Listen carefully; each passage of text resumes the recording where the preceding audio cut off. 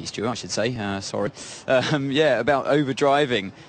We've got some clips lined up here, the comparison obviously between Nico and Lewis, but I'm going to start with the point where Lewis couldn't improve on his lap. Here we are on the run down in towards turn 1, and you watch on the exit of turn 2, the car gets away from him, a bit too eager perhaps to get on the throttle, and I feel that was probably the place he was losing out to Nico beforehand. We'll come to that later. Through turn 3, where he had his problems earlier on, obviously in the day with that spin in FP3. Turn 4, the approach, and all the way through the corner looks okay, but then into turn 5, a little bit late, and a lock-up puts him out wide, and just signs that the pressure was on, and desperately trying to recover time, what he lost before. So let's go to that clip, the comparison between the two. We start on the main straight, obviously. If I can actually get this thing to play. Bear with me. Okay, so cheat my way through it somehow.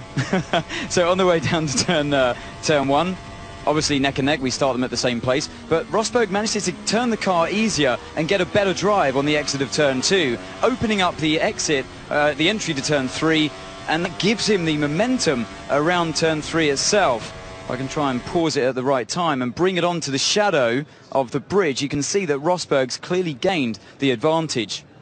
As we run that through around turn 4 now, both drivers look like they've taken that in a similar way, but once again into turn 5, Lewis is the one that just misses the apex compared to his teammate. You can see Rosberg's able to get the front end in slightly better. And now into turn 7 and 8, Rosberg's the one now. I'll try and slow that down there. Look at the steering angle there. I'll just rewind that so you can get a better view of that and compare the two drivers in slow-mo. Look at the hand action there from Rosberg as he gets over the curb and loses a fraction of time, and speed it back up for the approach to turn 9, where both drivers again pretty similar. And I'll stop it once again when on the shadow down into this corner here at turn 10. You can see that the gap's maybe been reduced slightly between the two drivers. So Lewis has made that time up, but watch out for Lewis here. The inside front wheel locks up going into turn 10, runs out wide and loses a bit more time compared to his teammate. Rosberg gets to the apex of turn 11 and turn 12 faster than Lewis. Both drivers through turn 12 itself pretty similar, and the approach to turn 13 as well. And then I'll slow it down once again for the approach to turn 14 as Rosberg clips the inside curb pretty heavily and pushes the car slightly offline compared to his teammate, and then we run it through around that corner back onto the main straight.